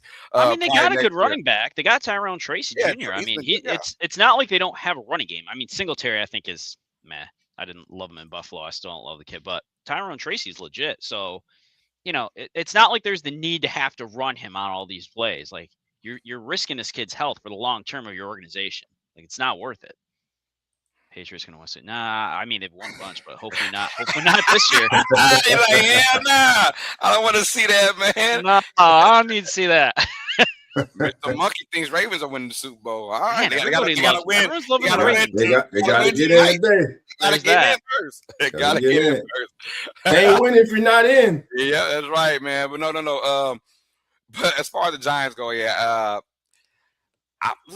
think they'll be competitive in this game. We know the Cowboys. Yeah. Do you think? I'm asking for Dolph. Cowboys was this the most disappointing team in the NFL, or at least on the NFC side? Or can you think about somebody else? Because of the offense that they had, defense they had this year, yes. Because the defense let this team down early in the season. Offense was humming. One of the better offenses in the NFC. They did make the mid-season trade, and you saw a little better performance out of the defense.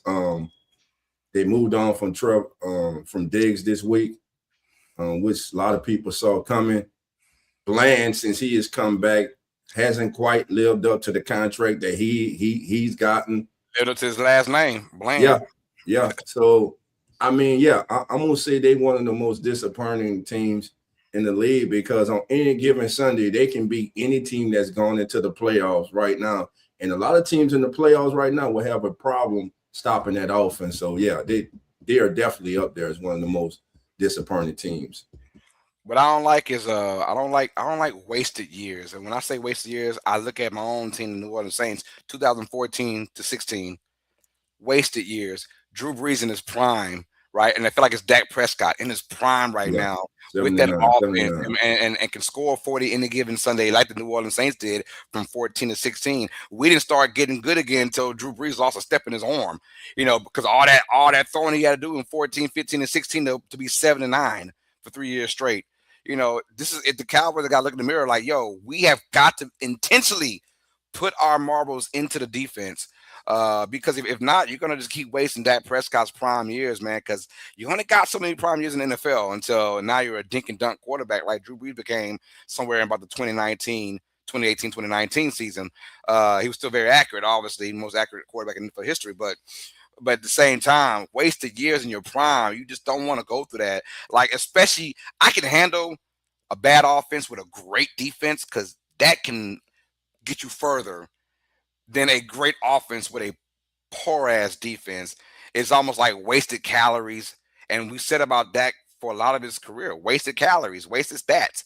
You're throwing up, you're getting 300 yards and 3 touchdowns, but you lost by 10 points when in the fourth quarter you're down by 20 and you made it to a 10-point game. That kind of stuff. So if you're a Cowboy fan, you're like, yo, we got to get the defense going on because primes, you don't want to lose that, man, in your prime. I mean, another great year for Dak Prescott for nothing. Next thing has been the playoffs, though. He was an MVP candidate the first 2 months of the season, and they were under 500. But he was playing that well on the offensive side, and that tells you. The same with Drew. Drew was an MVP candidate throwing 5,000 yards, in those years to have us under 500, So you got to get your stuff right, Dallas. I think Giants keep it competitive in this game. Give me Dallas to win barely. It'll be another good game, though. I think Dallas wins by 3. I'm going with the Giants in this one. You going to Giants? Yeah, I think the Giants win them today. I'm just looking at New York, and I'm like, I don't. What's your identity, man? What's your identity? And they just have none. I hope they change it for next year. Well, they're just trying to limp to the end of the season. Until they get a new coach. We don't. They won't have identity to the mid part of next year. That is true. Mid part of the season. That is true. Hopefully. All right, let's keep it going, y'all. We can quickly go through this. Jets versus Bills. How bad, Jeremy, do the Bills mollywop the Jets? They're only a 10.5-point favorite in this game. It's gonna be like 17 plus. They're just gonna throttle the Jets today. Jets got nothing to play for. I mean, the Bills are playing. This is realistically, and I know people are like, well, it might not be the last. No, let's call it what it is. It's gonna be the last game of the Ralph. It is one of those days that's going to be filled with all kinds of crazy emotion in that stadium. And they're playing the Jets, right? So what a team to end this with. 1, a division rival, and 2, the fact that we can just run it up on them. And I don't see the Bills. The Bills might hold back if we get up by enough. I could see them starting to pull guys, but you've also got guys like Cook, right? He's going for the rushing title today. There's a lot on the line for the Bills, even though he will get in. He should, right? Taylor, I don't think is going to beat it. That they're just going to stuff the box in that game, and Taylor's going to be shut down. But a lot for the Bills today. I see them win by 17 plus, and I hope they do. This Jets team on defense is just paper tissue. They haven't had a single interception. There's not a single interception from an Aaron Glenn defensive-minded head coach to get 0 interceptions. I know you like to bet, Carl. So I read something there. I think it was if you bet $100 on the opposing quarterback at the start of the season playing the Jets, and you took the winnings from every single game and reinvested in them, not throwing an interception, you'd be over $1 million. $1 million. I read that too. That is wild. God, dog. It tells you that's crazy. That is crazy. Hey, I want to get your thoughts. I know you probably spoke about it on your show earlier, Jamie, but the 2-point conversion attempt against Philadelphia, man. What was your thoughts about that? I want to get that. We got to create content for this week 18, y'all. It's not like content. We got to create it, man. This is one of those hindsight's 2020. Do you go for it? Do you not go for it? I would have gone. I wouldn't have gone for it. I would have gone for the extra point. And here is why. The 2 points, yes, you can win the game, and I get it. You want to try and win the game, and Allen appears to be hurt at that point in time. Here's the thing. You're 1-6, 2-point conversions on the year, so numbers aren't in your favor. It's always going to be harder. Yeah, our kicker wasn't great, so much so we released him the next day. I get that. But your job is to kick an extra point. Your job is to kick field goals. You should be able to – I don't care who you sign. If you sign somebody in the NFL as a kicker, more often than not, you should be able to rely on them to make that extra point, to get you to that next step, right? To tie the game going to overtime. the way they were playing right then and there against the Eagles, they had the Eagles on the ropes. They had what? The Eagles, I think, had 17 yards of offense, not one pass completion in the second half. Like, you had that team on the ropes. You could have taken them overtime and possibly won the game, right? Even a tie. I mean, I don't like ties. Ties are stupid in football as far as I'm concerned. But whatever. You could have gone overtime. You were probably going to win that game. You had momentum on your side. Eagles didn't have a plan to figure it out. I think McDermott, and again, this is me just assuming, right? I think McDermott was worried Allen was hurt, wanted to probably get through that game, wanted to try and just win it then and there and move on. I'm one of those people. I mean, I run a risk management team, right? So I'm going to be way more conservative. I'm going to kick the extra point. I'm going to go into overtime the way my team has been playing and put it on their shoulders to go finish that game. And any indication in the second half, the Bills should have walked away with the victory on that. So I'm pissed. We didn't. It is what it is. We got to play with the games. And at the end of the day, we're going to have to make it to, if we're going to go to the Super Bowl, we're going to have to roll through teams anyway. But man, that one sucked. It hurt. Yeah, I mean, I agree with you. They should have went for the extra point. Like you get a kicker there. His last one was blocked. I understand he had an extra point that was blocked, but the Eagles have blocked a few extra points this year. They got some guys that can. And that's gonna happen. That's just part of the game. Yeah, it's gonna happen. Like, but to get shocked or shook and say, "Nah, I can't trust him." Like twice. Come on, it ain't gonna happen twice, right? I'll take my chances on that over trying to make a 2-point conversion right. like the Eagles. Like I said, they have the Eagles on the ropes, man. And Eagles couldn't do diddly shit on offense. No. I'm like, what was the point? And analytics, baby. Analytics, man. Yeah, those damn analytics. That's it. That's why we're going to the NFL next year, Carlos. Yeah. From a competitive standpoint, we have a game. The Lions and the Bears. You know, Lions want to try and play spoiler a little bit over Chicago. Chicago 3.5-point favorite at home against Detroit. Who you guys got winning this game, man? Chicago to win will be the number 2 seed. So they have a lot to fight for in this game. But I think the Lions want to play spoilers. They're one of those teams that I think the head coach Campbell will not let them just like, let's rest guys. No, he wants to play spoilers. Who do you guys have winning this game? I saw what you, Dolph. I'm going with the Lions with the upset. I think they come in roaring today, upset, disappointed, and they know they go take out all their frustration today on the Bears. Now, listen, that Bears defense, they're good. They're opportunistic as far as getting turnovers and everything. But I think the Lions close out the day strong, man. Yeah, I'm going Lions as well. I think the Lions do come out strong. I know I'm probably weird for saying that, but because Chicago's running game, I'll tell you what, Chicago, if these two teams play their best, it's in Chicago, it's nasty, it's ugly. I think that the Lions will find a way to keep it close. But if Chicago does come with their running game and they can dominate, that's kind of what you want to do in Chicago. And if they get this win, that'll be a huge win for Chicago because they need to have home field advantage. They're one of those teams that need it, right? As far as like not just round one, but if they can host Philadelphia, you know, they want that and they need that in my opinion. Or if they can host whoever it is in the second round, they would rather that. So I'm gonna go with Detroit to be upset minded and win this game, but won't be shocked if Chicago pulls it off. How about you, Jeremy? Yeah, I'm going to go with the Lions on this one. I think they're just angry, right? An angry team's a dangerous team. They're out of the playoffs. They knew they had a shot this year. I mean, that roster is incredibly ridiculous on paper. But you got to play the game to win the game. And they're going to come in. They're going to be pissed. And I think they're going to take it on the Bears. I do think Caleb Williams and that running offense keeps this game close. But I do see the Lions winning this by 3. We got a question that says, what do you think of my Bears winning the Super Bowl? About you, Dolph? What's their chances? What do they have to do to win the Super Bowl? Do it. Rely on that running game and let Caleb Williams be special and the defense come up with timely turnovers. That's it. About you, Jeremy? Do what any good team does. Don't shoot yourself in the foot, right? Like that team is playing very complete football right now on both sides. It's making sure you stay on mistakes, not throwing stupid interceptions, not fumbling the ball, right? Making sure you're holding on to it. And that's what's going to make or break this year for whoever ends up in the Super Bowl and wins it. It's going to be, and like you can say this with any team, right? Who makes the least amount of mistakes? But it is going to be so razor thin when you look at everybody in the playoffs and how close they are. Everybody has some faults, but everybody has a shot. Like I'm with Dolph on this.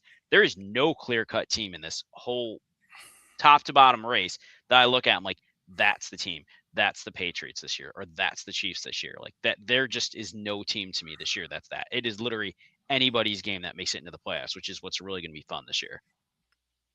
I tell you what, Kevin on F1, they got to win today.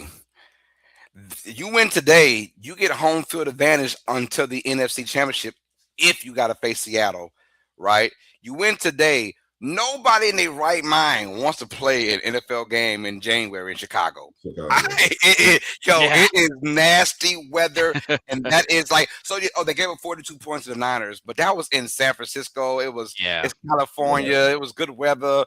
Okay, that's fine. That same Niners team going to Chicago in January ain't putting up 42. They ain't putting up 42. We saw what Seattle did.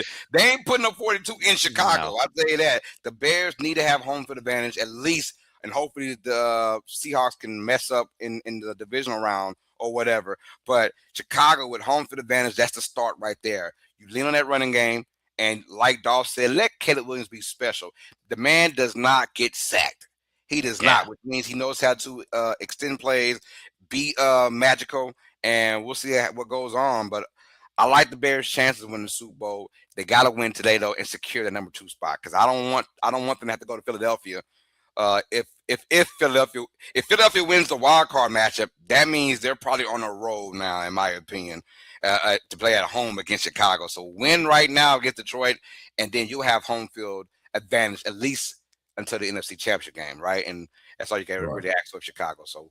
We'll see, though, man. It's going to be a great playoff race. Hit the chat right, man. Hit the chat right quick, man. Hit the chat for me. Bring up something. Whatever you pick. I see somebody in there say the Saints win, they ruin their draft position. My man, get off the narrative. That is a national media narrative, bro. It ain't about no draft position, bro. It's about finding your quarterback. Saints found their quarterback. They can give a damn about draft position, bro. That's what it all came down to. Now that they don't need the quarterback, they don't have to go into the draft, and everybody know that they have to take a quarterback, and they be forced to take a quarterback, in my opinion, who is not worthy of being selected where he's going to be selected. They're in a good spot, man. But all that draft position and people talking about why win and stuff, people always say that.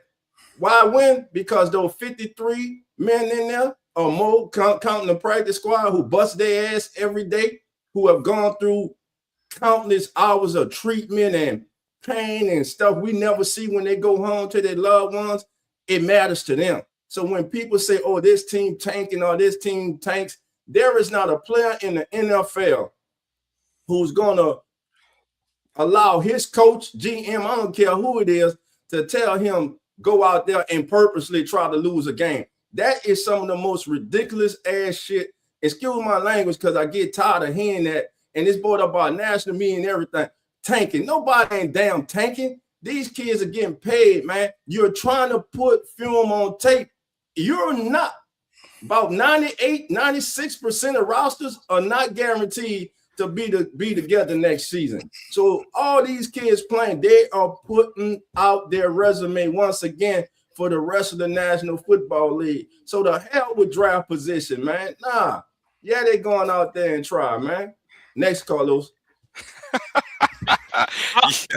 Speaking of the Bears, I want to bring this up quick. And I'm not one to care much about this because it's not going to be Allen. And May is probably, I'll say, deserving of it. He's done a fine job with the Patriots. I'll give him credit too. But why is it Caleb Williams doesn't get more love in the MVP voting this year? Like, I don't know. Good question. I get May. I understand that, right? You took that team from it was crap last year to potentially number 1 seed, right, in winning the division. But and I'm not a huge Caleb Williams fan. Let me start with that because I'm an OU guy and he left OU, so I got feelings on a lot of ways about that. But why is he not getting more love? Like, you look at his statistics, you look what he's doing with the Bears. He is not being respected at all in that race, like on any level. And I'm just kind of shocked by this. I've been trying to figure out what the reasoning is for it, and I can't understand other than, do people just not like him? Because what he's done with Chicago this year is damn impressive. And he's just, you look at the numbers and he's just not getting any respect on it. And his numbers are great. Yeah, you just look at the stats. It's not great, but it's also not Drake May stats. It's not Matt Stafford stats. So I mean, and if you look throughout the entire NFL, there's not that many MVP candidates. No one's really standing out. Agreed with that. This year. So yeah, I get it, Caleb Williams, but we all know that it's a lot to do with Ben Johnson's style. And Ben Johnson, say he put a lot of points on the lines, he still wants to run that football. He had that two-headed monster in Detroit, and now he's got a two-headed monster with Monangai. True. And so they want to run that ball, run first, play action off of it, and it doesn't hurt to have Caleb Williams being the kind of quarterback he is that can extend plays like crazy. So the stats are good, but they're not like Drake May's stats, who I think should not win the MVP. You got to eat ass. Oh, no. Who are you giving it to? I'm Matt Stafford. I don't give them about his last game. I think Stafford should win it, but I think May's going to win it. I think Stafford should win it because of the tougher schedule he went through and the numbers he put up. 100%. Yeah, I mean, Drake May has only beaten one team above 500, which is your Bills. It's like that. Thanks for bringing that one up again. But the schedule is disgustingly easy. It's terrible. I'm not about to. Yeah, I mean, when you get the Jets twice, you get the Dolphins twice alone. It sounds like Brady-ish, right? Yeah. But Brady had already built he won the playoffs though. So do you think Drake May wins it, or do you think Matt Stafford wins it? We know who you want to win it. I want Matt Stafford to win, and I think Matt Stafford still wins it. Obviously, if Drake May goes off against a feisty team this week and put up another 4 tutties and whatever, they'll give to him. I hope not.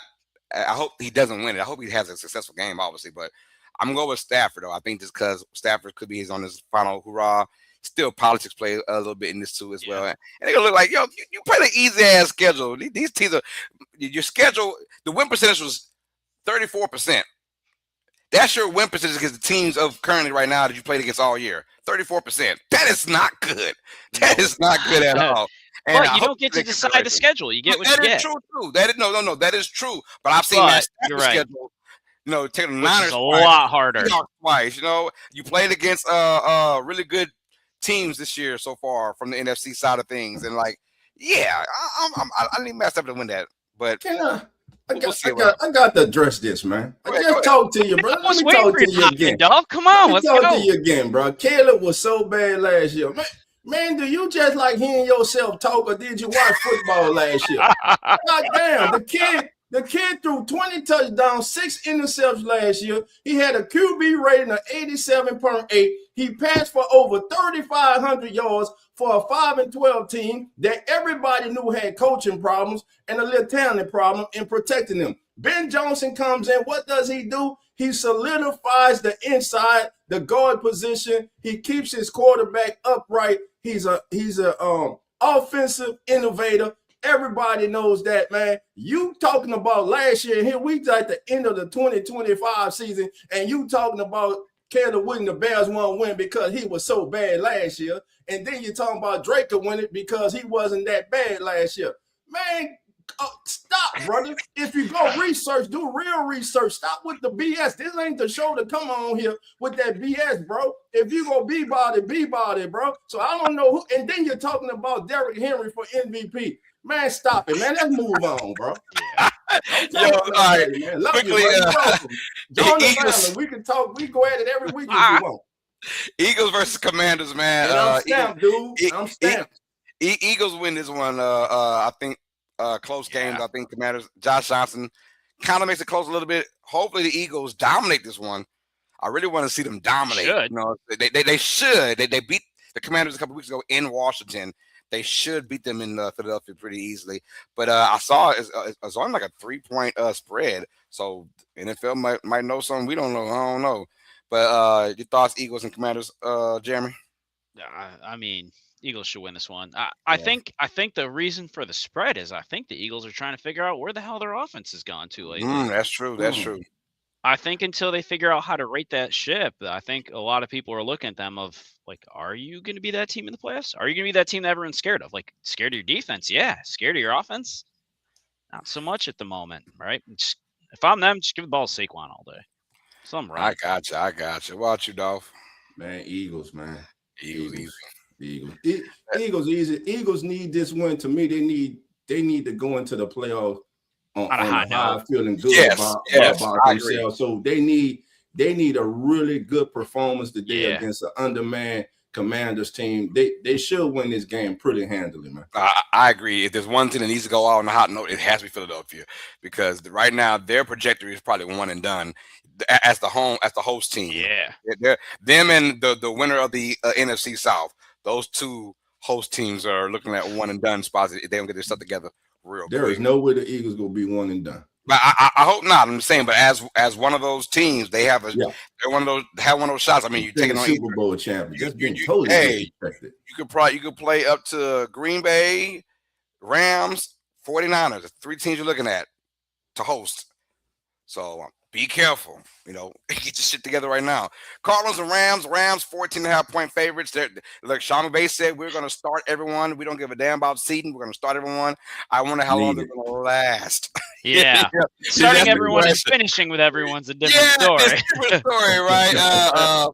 Rams over the Cardinals for sure. I'm going with that, man. Rams can either finish 5th or 6th, depending on what they do, obviously. If they win 5. They want 5 bad. And I told folks, I said, I don't want to hear that crap about Sean McVay saying, oh, well, we're going to start it. No, you're starting because you want to win and be the 5th seed because you want to play either Carolina or Tampa Bay. And you want that. So I think that's why they're going to play. And I think once they get a substantial lead, they'll probably start letting guys go. Or Arizona can make it a game and keep those guys out there. And now you're running risk against Brissett throwing for 300 yards. He's out there gunslinging left and right, man. I love it. I'm here for it. I got Rams in a blowout. I think Rams blow them out by 20. I'm for sure. Yeah, I'm going to go Rams 36-16. How about you, Dolph?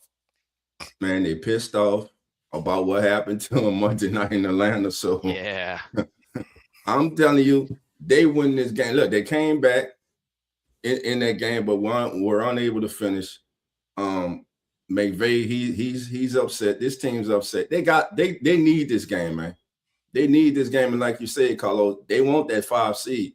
And listen, no disrespect to the 5 seed. I mean, to the whoever's the number 4 seed, whoever, Carolina or Tampa Bay, but going against this Rams team, and believe it or not, that loss against the Falcons may have been a good thing for the Rams.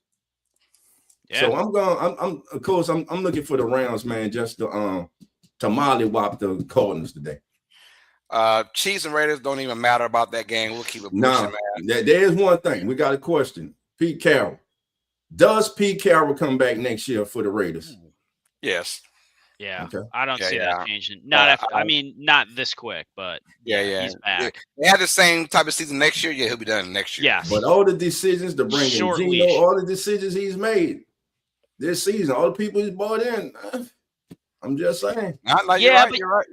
You're right, but you got to give it a chance too, right? Because you got to look at what he's done previously, taking some of those players and putting them in that system and then bringing them in, right? Like you got to give that a chance to see if it's going to work. Didn't work, so I think he gets another year. But I think if going into next year and halfway through the next year, they're performing like they are now, I would not be surprised to see him out. Okay. All right, Dolphins and Patriots. Dolphins have a slight chance. They could be upset-minded in New England, but I mean, go really. Dolphins. Yeah, go Dolphins, right? I'm going New England to win this game. They're going to start Quinn Ewers, who had a good game against the Buccaneers, but I don't see the Dolphins keeping up with them. Your thoughts about this, Jeremy? No. I mean, A-Chain's the only guy that's going to be able to keep this game close for the Dolphins, if anything. I mean, Quinn Ewers has looked good. It's going to be interesting to me as a Bills fan to see what happens next year with that quarterback room with Tua and where he ends up and how that goes.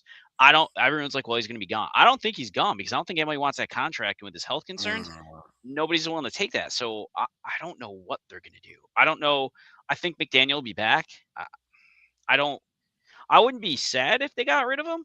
I honestly I don't particularly love him as a head coach, but I wouldn't mind taking him as an offensive coordinator. I think he's got a lot of good ideas. I think he's actually a decent coach in that respect. But this is Patriots all day, and I hate to say that. I hate to say it for either team, but especially the Patriots. All right, we pretty much have our game of the week, man. The Chargers and Broncos. I wouldn't call it game of the week, but no, Trey Lance is starting. There's no game of the week there.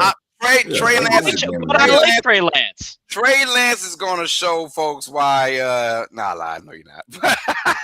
You know what? But what if he did? What if he? Let's just say it's okay. Let's go on and say that. Devil's advocate. Let's just say Trey Lance comes in and lights it up all of a sudden. Does that do anything for him? I mean, granted, there were such high hopes for him with San Francisco leveraging the franchise on them, and I think it was last week's show. It was like, man, thank God Brock Purdy worked out for them, because if not, they'd still be paying the piper on that one for years to come. But man, I always like Trey Lance. I still think he always had potential. He's like, he's not AR-15, right? Because I think he's more polished in a lot of ways, but he still has such raw ability that I think they could do a lot of crazy things with him in that offense if given the opportunity. So Chargers could be an interesting game. I don't think it's the game of the week, but I think it's going to be an interesting game just because I want to see what he does with a full game.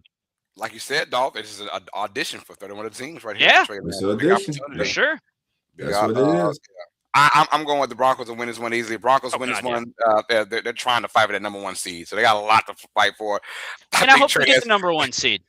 I do. I don't want it to be the Patriots, so there's that. Yeah. I think Trey Lance is gonna run for his damn life in this game, man. I hope he can do something good with it, man. The Chargers are just stuck where they're stuck at. They don't give a damn. They don't care. They like, look, we in it. Let's get healthy and let's get ready for the wild card round. So I'm going with the Denver Broncos to win this one. Here's your game of the week for real now. All right, last one on the docket, man. We have Sunday Night Football this week, game 282 of the NFL season, and a good one. Winner takes all, loser is out of there. So the winner of this AFC North matchup will be AFC North champions between the Baltimore Ravens and the Pittsburgh Steelers. Lamar Jackson is going to return and be the starting quarterback. And, of course, A-R-R-R, whatever the name is, A-Ron. A-Ron. Yeah, A-Ron. I messed all that up. A-Ron Rodgers is going to be without DK Metcalf yet again. Who wins this game? The floor is yours, Dolph. Ravens, Steelers, who will represent the AFC North in the playoffs? My God, man, could we see the end of an era in Pittsburgh with no DK Metcalf and what happened last week against Cleveland? Lamar Jackson coming back. I believe today Mike Tomlin will coach his last game as head coach of the Pittsburgh Steelers. He will finish as the only, and mock me if I'm wrong, if he never coaches again, he will finish as the only coach in the history of the National Football League never to have a losing season. A lot of people want to poo-poo on that and everything. A lot of national media say, well, that's one of the most overrated stats there is. Why? Because it's Mike Tomlin? Because he's not a coach. He's a no BS coach. He's not a coach that kisses your rear end. That is hard to do. And let's be frank about it. He hasn't always had the best rosters in Pittsburgh. The man won with Kenneth Pickett and Mason Rudolph. So again, I just think that today, man, I'm going with the Ravens, man. I think an end of an era comes in. Without a doubt, Mike Tomlin would be the hottest commodity on the free agent market, player or coaches. Let's get it in. I'm going with the Steelers.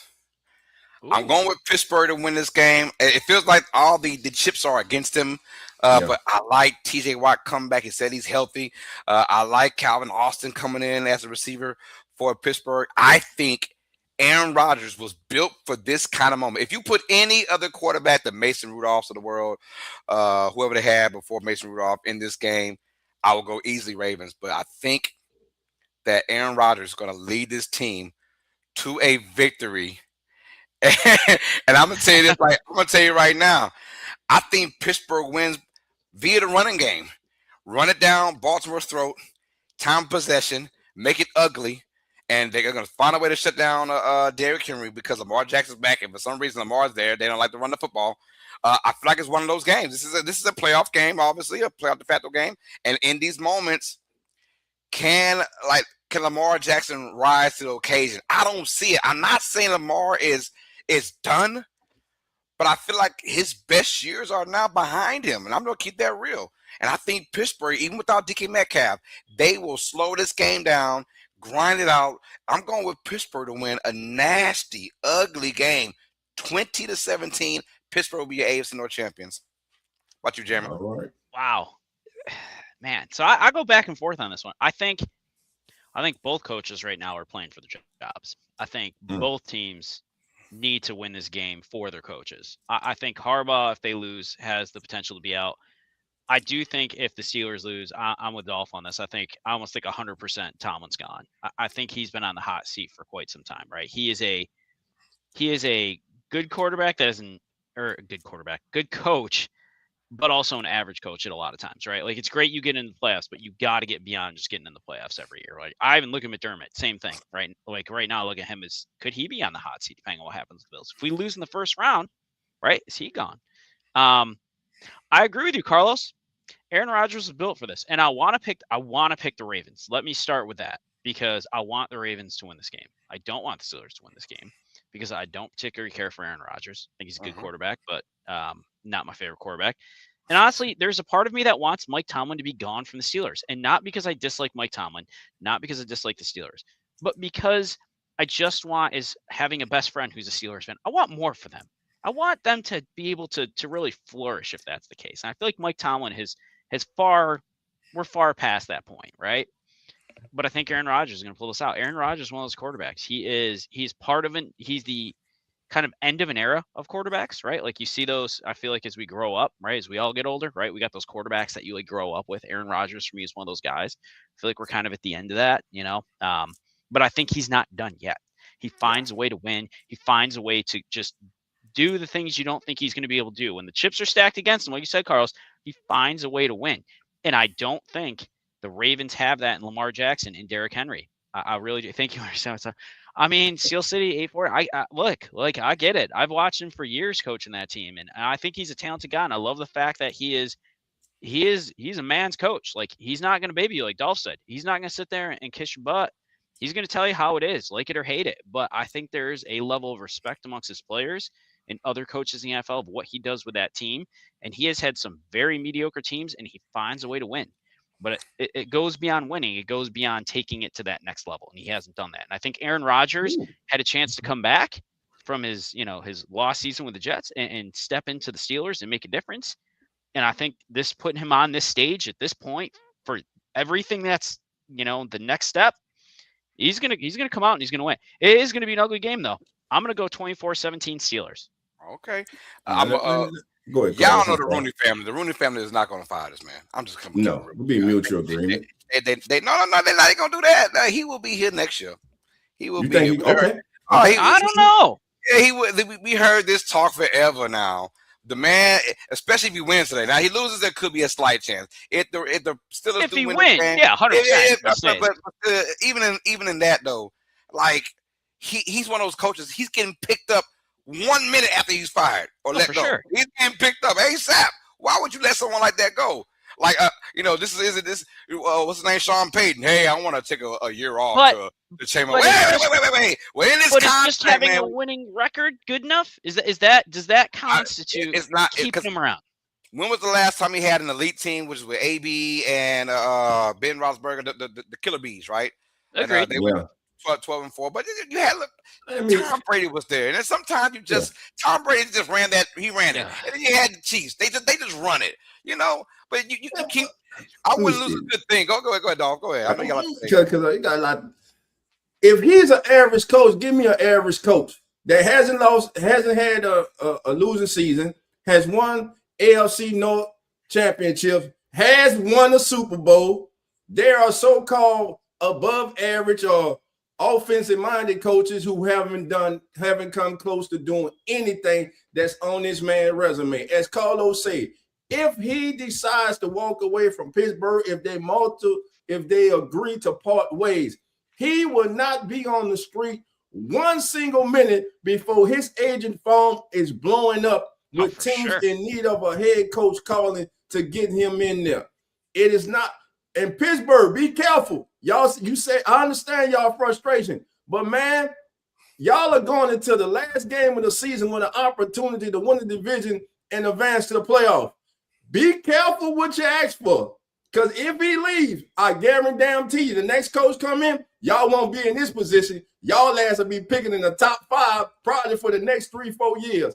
It ain't as easy as y'all think. What has happened in Pittsburgh doesn't happen everywhere else. Y'all are blessed. I understand y'all be frustrated, but you're in the fight. Every year you had the opportunity, though. You got in the dance. No, you didn't advance. One time you did. You got that ring.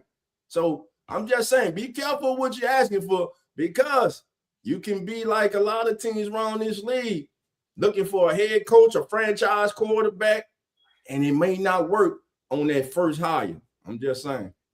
I will say this. I'll end with this, which is if you're the Steelers and you're going into this game, you got to feel pretty good with Aaron Rodgers, your quarterback, and Mike Tomlin leading that team, though, right now. Like, you got to feel good about that going up against Harbaugh and Lamar Jackson, who Lamar, I don't believe is 100%. I think he's just still hurt, and he's just playing through what he's got. All right, Dolph, let's get our straight baller this week, man. Let's get it, baby. Last one for the season, baby. Last one for the season, baby. Straight baller.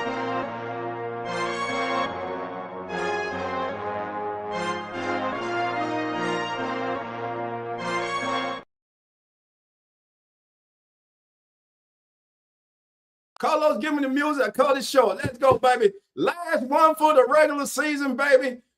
Whoa. So, dog, who you going with your straight baller, baby? The music coming. So, as I was looking around the league, turn it up, Carlos, baby. We about to have fun going out this thing. As I scoured across the league, baby, it brought me back to the state of Ohio. Damn it, I have picked them the last several weeks, and I'm picking them on the last regular season game of the week. Dog damn it, Incredible Hulk, you got to get it done today. Myles Garrett, you got to set the record today.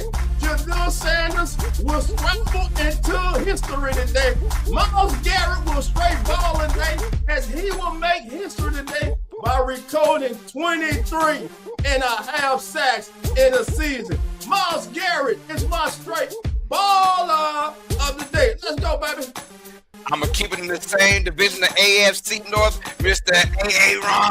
Aaron Rodgers. Could this be it? We don't know. But I think he's going to give it all that he got. I'm going with 2 tutties, 200 yards passing, and a win for Pittsburgh to be the AFC North champion.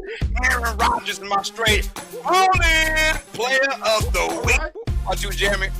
Man, I gotta rep my fam right here. I'm going Tyler Shuck, 300 yards, 2 touchdowns, and a win over the rival Atlanta Falcons today. Let's go, Saints Nation! Who that? Oh, they want to join the one. Who you got? Who you got? Hey man, I just can't believe it. I just can't believe it. My straight baller of the day, believe it or not, is going to come straight out of New Orleans, Mr. Tyler Shaw. I can't believe it. I can't believe it. I'm telling you, I cannot believe it. Pick somebody else. That's the kid. Boy, that's what we fan. Hey man, look, watch this kid ball out today, man. Watch this kid in the pocket. Watch this kid develop himself. This is not. Look, this is not.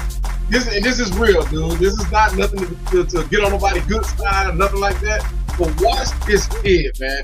Our defense is going to show up, but watch this kid in the pocket develop himself. This guy, if the New Orleans does what they need to do with him, this kid is the future of New Orleans. We better watch out. Jaden had just got competitive. He already I ain't trying to hit none of that Cowboy, man. He just trying to jinx everybody. I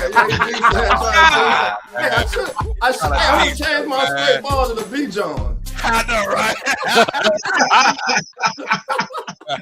All right, hey, man, you have to make it interesting, man. You got to make it interesting. Definitely. Listen, family, we about to get on out of here. We thank each and every single one of you for joining us for here on As the NFL Turns. And listen, our season isn't over, baby. We're with you all the way through Super Bowl Sunday. As the NFL Turns, we'll be back next week. And remember, family, the doors are not open. So, fellas, what we tell them? Come on, man. We out. Enjoy your Sunday, fam.